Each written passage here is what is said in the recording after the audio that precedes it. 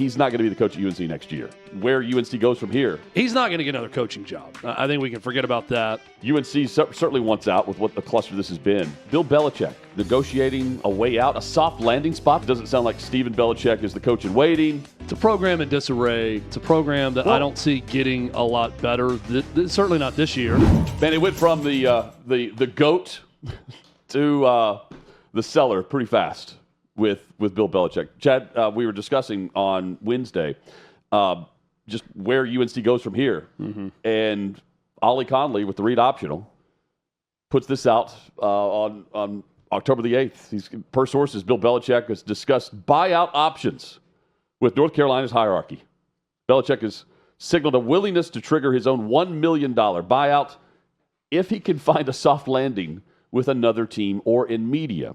Members of Belichick's coaching staff have already spoken to other schools that are expected to be in the college football playoff about taking on roles during the postseason. From one coach, quote, "The rats are leaving the ship. Some staffers believe a change will come within 2 weeks." And then you've got Conley, who's reports of serious recruiting violations with the investigation going on at UNC. Recruiting and practice violations have already been proven by the school, according to multiple sources. Looks like they're digging for something there, right? Yep. And then Conley continues. The old Jeremy Pruitt approach. You've got the Belichick's communication with his staff in the past 2 weeks has been described as weird and distant by multiple members of UNC's coaching staff. Multiple coaches were unable to get a hold of him during UNC's bye week. That from Ollie Conley. Here's a statement from UNC. And here's one defensive assistant. "What we've done to these kids is effed up." One UNC defensive assistant there to Ollie Conley, who's been all over the reporting of Belichick and UNC since he got there. The UNC statement on Belichick is right here. And you have the College Sports Commission and, UNC. So, look, here's the deal. Chad, I don't know where this is going to end up. What I do know is he's not going to be the coach at UNC next year. But is he going to make it through the season? From the way Conley describes it, the discussions of the buyout options are happening during their bye week. They're off this week. They don't play. And, with what we discussed, it doesn't sound like Stephen Belichick is the coach in waiting. UNC certainly wants out with what the cluster this has been. Soft landing with another team or in media? With what team at this point? Media, sure, but with another team, I mean that's laughable right now with what he's done at UNC. I mean no team should or will hire him. Keep in mind he's due $30 million guaranteed, right? And he's willing to trigger the $1 million buyout, which was being discussed because people thought he would get back in the NFL in June and he would owe $1 million. Come on. Well, then you have the ultimate kiss of death, which is the joint statement from coach and AD. Fully committed. I'm fully committed to UNC football and the program we're building here. Bill Belichick said that, and then Bubba Cunningham. Coach Belichick has the full support of the Department of Athletics and University. Well, sure. I'm sure that's the case. And I'm sure that you're not also using these NCAA violations as possible ammo to lower the buyout to get out of a bad situation. That's what's next here. This is right out of the Tennessee playbook with Jeremy Pruitt. There you go. They turned state's witness against their own coach majorly because they wanted to get out of the buyout and fire him with cause and move on. And there was an easy way to do that by working with the NCAA, knowing that he was cheating at Tennessee also. And there are some violations going on with Bill Belichick in North Carolina. He's not going to get another coaching job. I think we can forget about that. The soft landing, should a media company hire Bill Belichick? Sure. That's Omaha Productions to go cover the NFL or be a part of a studio show or whatever. Because when he lets his guard down and is willing to talk football, especially the history of the game, he's pretty good. And he can be somewhat charismatic, but we've fallen right back into old school Bill Belichick where he can barely – it's incoherent when he speaks because he's mumbling so much and not giving many words. It doesn't look like anybody's having any fun with North Carolina. By the way, their recruiting class, I just went and looked this up to see how this would be affected. Pretty good. They're 18th nationally, Hutton. They got 10 four-star recruits. They're third in the ACC.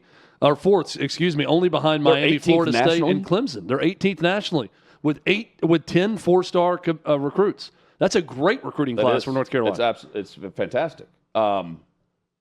But they got a kid from my school, Donaldson Christian Academy, that's committed to UNC. Okay, yeah. So the way this is worded from Conley, it's Belichick that's doing these discussions with UNC during the off week, trying to determine how they do it from a PR perspective. Right? He wants a soft landing.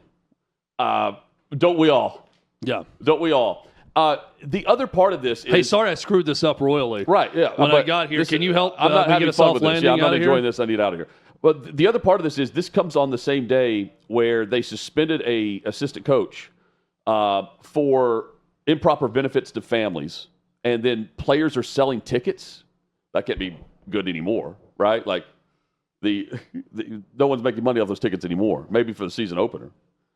Point being, like, you've got members of the staff being suspended.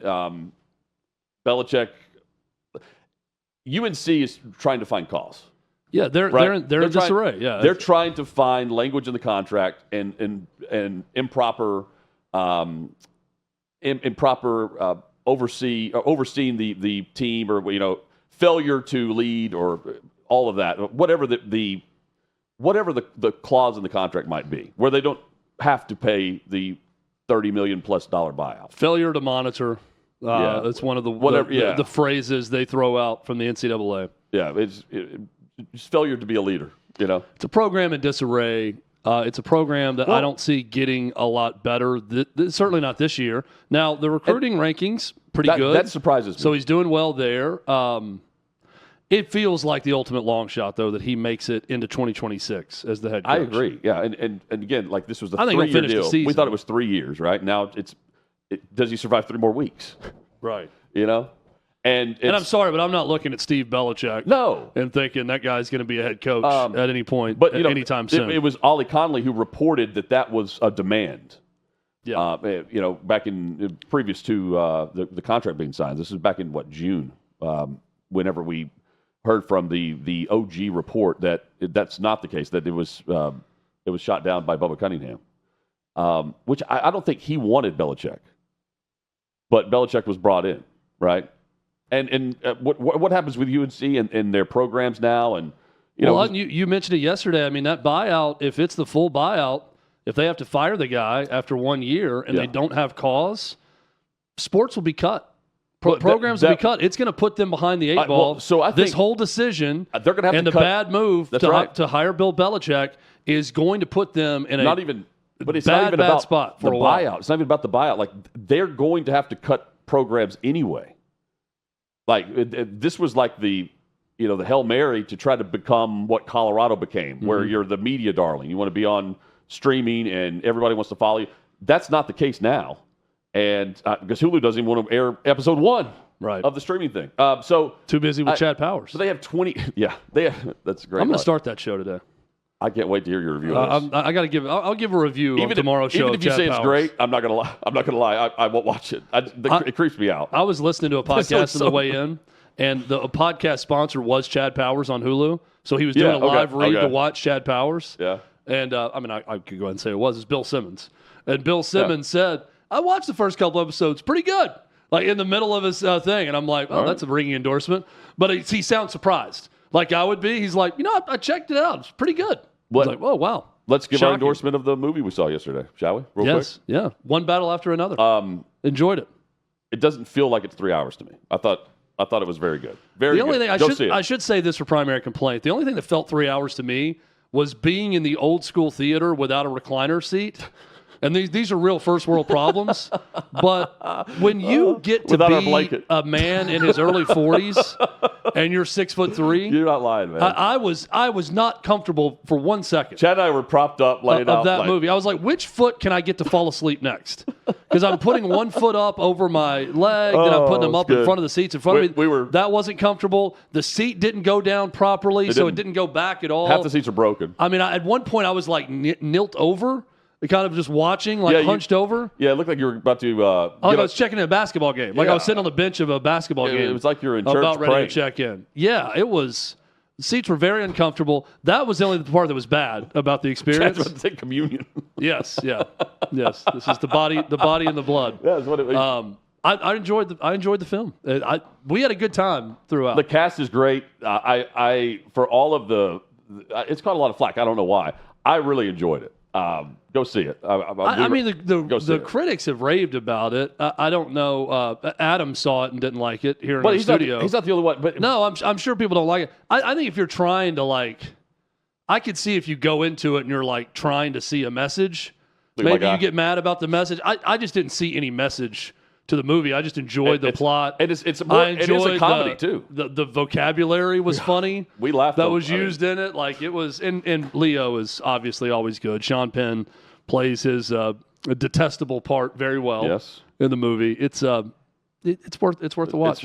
It's worth the $13 or whatever. I feel like when you go see a Paul Thomas Anderson film. Yes. You expect to be there for 3 hours, and it's just this is the work of art. A director with 3 names. Right, you stand in front of a nice painting for a long time and admire it. That's what I feel like with a PTA movie.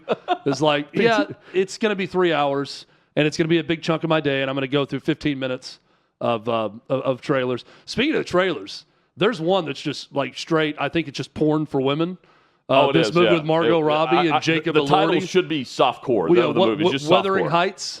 An adaptation of that. Will we be seeing that book? Will we go to the theater together? I'm not going to be giving a review of that one, but probably a good place to meet a woman. Yeah. I don't know if they're going to like you interrupting their watching Jacob Elordi, do whatever he's doing to Margot Robbie in the trailer. But it's a lot. It's a lot. Check out that trailer if you get a chance. Yeah, we have to go to the theater to watch it because it's blocked if we try to go on the internet. I guarantee you your wife's going to be checking it out. Yep. For all the married guys out there. Your girlfriend's going to be checking out that trailer. They will be. So you'll probably see that on their search history very soon. I'll see them at the theater. Yeah. Hutton will be there. Opening night. Sean Salisbury joins us straight ahead. You're going to dress. You should dress like Jacob Elordi in this picture from the 19th century. Yeah. Or Marco Robbie. Hutton just walks in the theater wearing this vest and a rose in his mouth. And he just goes and gets the butter. And while you're getting the butter in the middle of the bag, you've got a rose in your mouth. Softcore. Hold on 1 second. I got to get the butter throughout. Please, butter in the middle and the top. It is just this movie's just pure sex.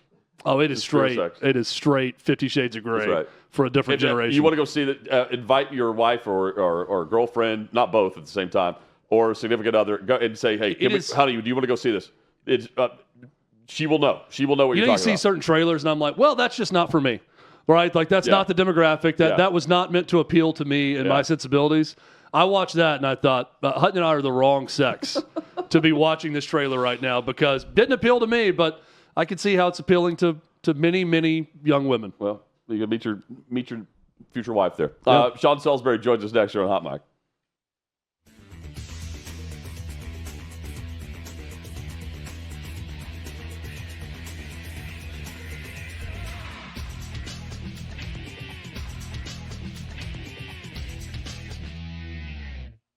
Football's finally back, so's the hard-hitting gridiron action on Prize Picks. Download Prize Picks and use code OutKick and get $50 instantly in lineups when you play $5. Must be present in certain states. Visit prizepicks.com for restrictions and details. 6th and Peabody, our location with the hot beer and Old Smoky Moonshine is Hot Mic on Withrow here at OutKick.com. The great Sean Salisbury joins us here on the show. Great to have you back on, Sean. Hope things are well, man. It's great to be on with you guys. I've admired you from afar, and you guys do one hell of a job. So I know it took me forever to screw up your guys' schedule one time on the East Central time zone, and I apologize. So great to be on with you guys. Thank you. Appreciate the kind words. He gets all of us at one time or another. The old East Central time zone. No, I'm just dumber than the average. I'm just dumber than the average guy who I won't even call myself talent. The stiff who comes on to talk a little sports. So thanks, guys. So if you had the over under on timeline that Belichick would be at UNC, I don't think it would be this early on in the saga, right? Like what? Right. How surprised are you that it's not just that it hasn't gone well, but it's gone this bad? Very. Yeah, I know I know the transition. We see guys college to NFL, NFL back to college. We wonder how that transition for both is going to work. The thing that's most shocking to me is the things that Bill would never, and I'm a huge fan. We know how great he's been. The things most shocking is the things that Bill would have never allowed a player or assistant coach to do when he was in New England, he's doing. Allowing the distractions. I understand having your girl around, but he wouldn't have allowed that. Hell, if there was a snowstorm in New England and you were 5 minutes late, they'll send you home and you won't play next week. Things have changed. And I understand priorities shift as you're going on, but when you take on that kind of responsibility, and there seems to be a communication problem at university, on the coaching staff, this isn't just a hobby for your assistants. It's not a hobby or to give you a bridge to the next level, like get back to the NFL. Because if I'm an NFL guy right now, I can't bring him back because I wanted to see how focused he was on something that was unique for him. And it just feels like he's the guy he would not have wanted to coach or have an assistant coach right now.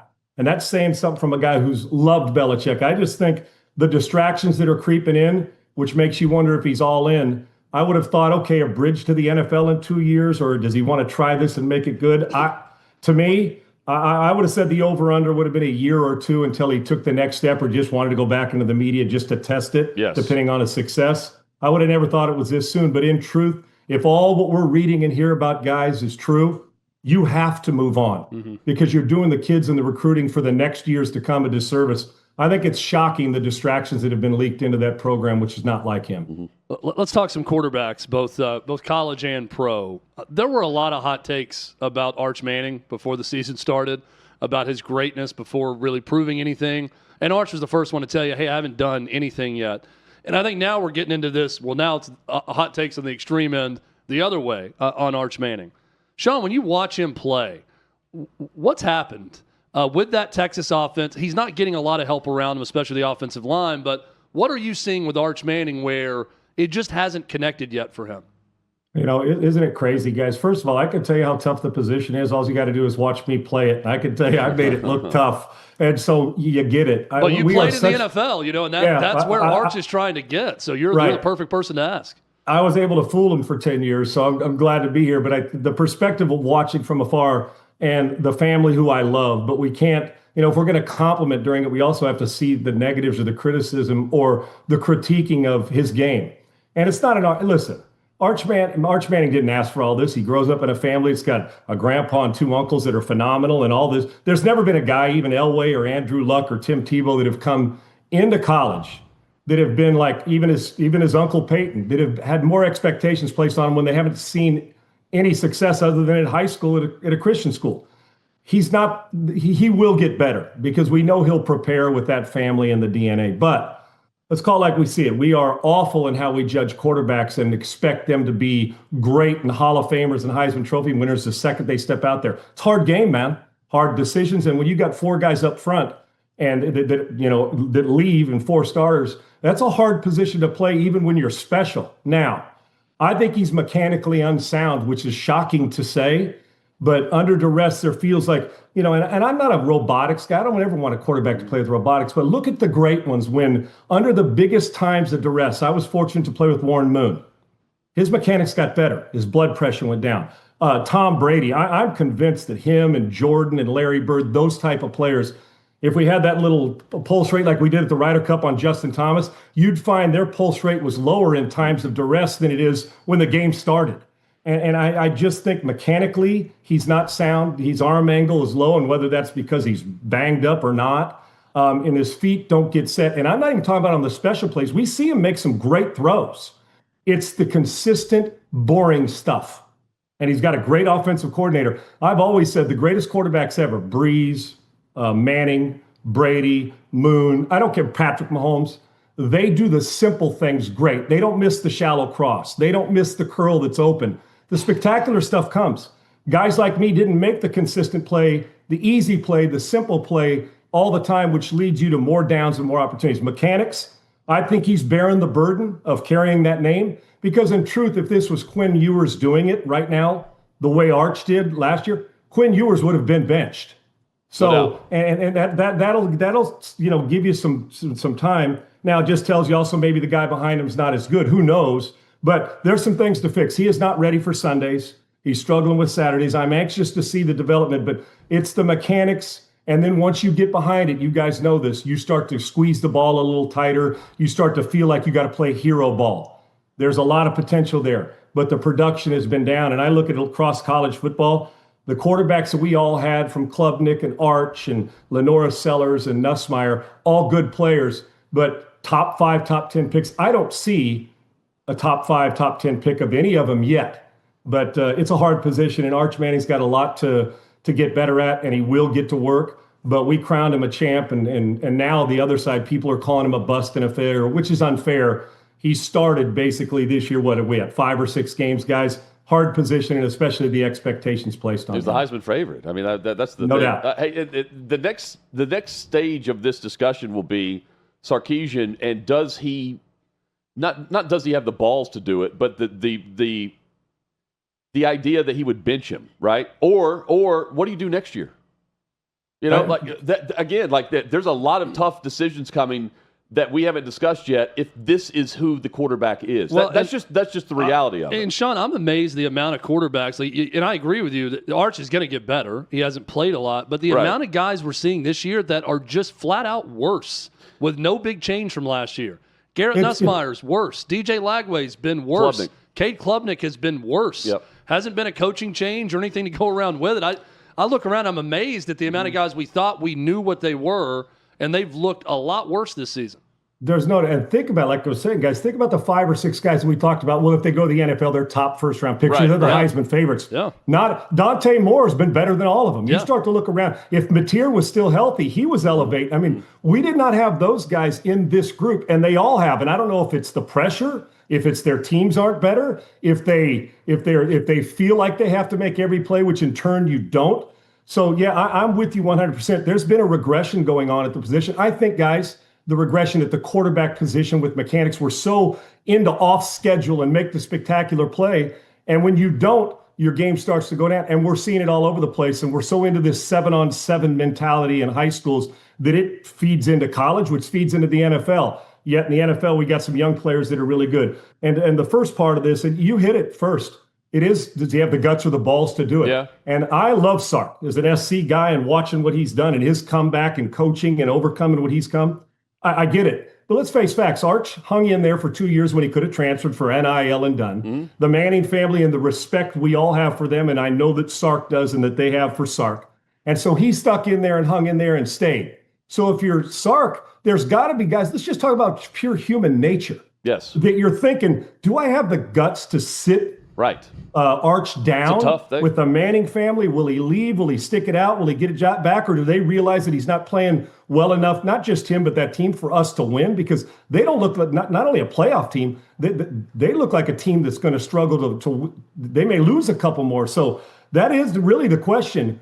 If his last name was Salisbury or Anderson, would he make the change? And what if it worked? Then what do you do for next year? Arch will get better, I promise you, but there's things that need fixed. The Mannings know this, and then they're professional about it, but I think it would take a lot of guts, guys, after what the commitment they made to you to turn around and say 5-6 games in, because if you're Sark, what you're going to do is say, we got to get better up front, and you're going to start to talk about all the other things, but there will come to Jesus if this continues. Because then you're talking about the coaching staff and the coach.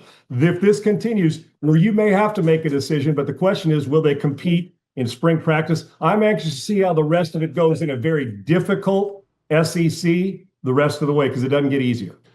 Would you back or do you back these two quarterbacks? Not either or, but do you believe that they can lead their team to a Super Bowl? Daniel Jones and Baker Mayfield. I think you're talking about 1 and 2. I put Josh Allen in a different category because he puts it. I'm talking about surprises. Surprises. He dresses in a surprise phone booth. Quarterbacks. Yeah. Exactly. What I was going to say is my MVP choice would be one of those two guys because hell, the Josh Allen it's like LeBron or Michael Jordan. I give it to him every year the way he's playing, right? Yeah, I'm with you guys. Come on now. Did we think now Baker because we saw him start last year, but we didn't know Daniel Jones after going to the Giants and then the Vikings and then coming here and competing against Richardson. Boy, what a great decision they made to start this guy. Sometimes, well, as we know, coaching does matter. And just to change the scenery and believability and getting to where you just focus back on your game instead of having to deal with all the stuff that goes on in New York. And it's a hard town, their expectations. I do believe they can, because look around. Both guys have elevated the play around him. You got to have, I believe, 3 elements you have to have. Buy-in at the top of the list to your quarterback and your coach, but physical team, and both of them play with that defensively and up front offensively.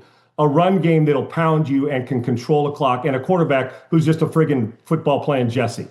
Daniel Jones is proving that. These 2 guys are at the top of the MVP list for me, not named Josh Allen. I think Baker Mayfield, his leadership, when he got back to playing like he's a walk-on, that mentality that he brought when he first came in and when he transferred to OU, it has taken a whole new level. I think he's the best leader in the league. I think he's one of the great playmakers. And the fact that he didn't buy into what everybody was saying about him is hard to do. We all can creep into that feeling sorry. He never did.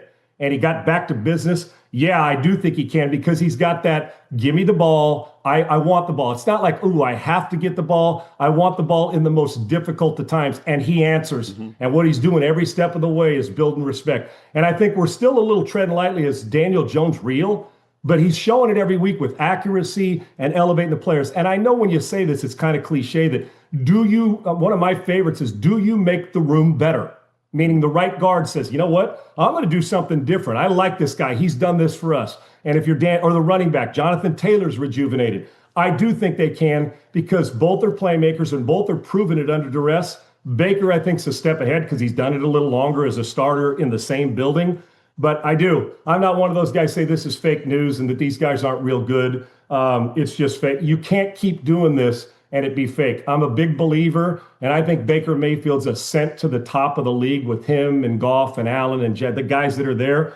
I don't see how anybody can't look at him and say, I want him on my team. And I think Daniel Jones has proven that too. And both of them, the common thread, guys, is they've been kicked in the teeth, laughed at, discarded, and both of them decided, no, that's not me. This is me. And I think it permeates through an organization. I love watching them both play. Baker Mayfield, I'll take him on my team 6 ways to Sunday and twice on Sunday. Yeah, man. I love him. I love what both are doing. And by October, you either sink or swim, right? That's right. And we know who they are, right, guys? One. That's right. Don't we kind of get an idea who they are at this time of the year? We do. And I'm with you 100%. Do you believe in Cam Ward as the franchise quarterback for the Titans? Speaking of guys with a remarkably low heart rate in stressful situations, they did a whole study on him in big games last year where he was level the entire time, no matter what was going on. It's been really bad in Nashville. This is where we're based. It's been pitiful. And they had a great fourth quarter, but it was handed to them. But they did make the plays. Cam Ward came alive.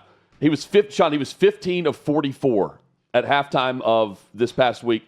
That going into halftime, 15 of his previous 44 attempts. He then finishes 16 of 23.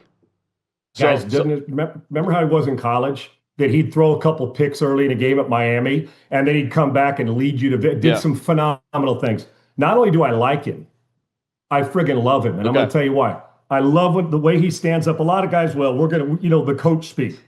We're ass, and we got to get better. And do you ever notice he didn't say I or them? It's we. And he's talking to himself. And I think in the building, when you're not an excuse maker, we see guys, I confess he did it well. When a guy makes, and I think Chris Jones is a hell of a player, but when I read his quote about, when he didn't run at the goal line when Trevor Lawrence scored, and Chris Jones is a phenomenal player, but he didn't move a lick off his mark. And it's like, we got to get better. We made too many mistakes. No, you got to play better when they're counting on you. You got to run that down even if you don't get to it. So that's it. I think Cam Ward's a stand-up guy.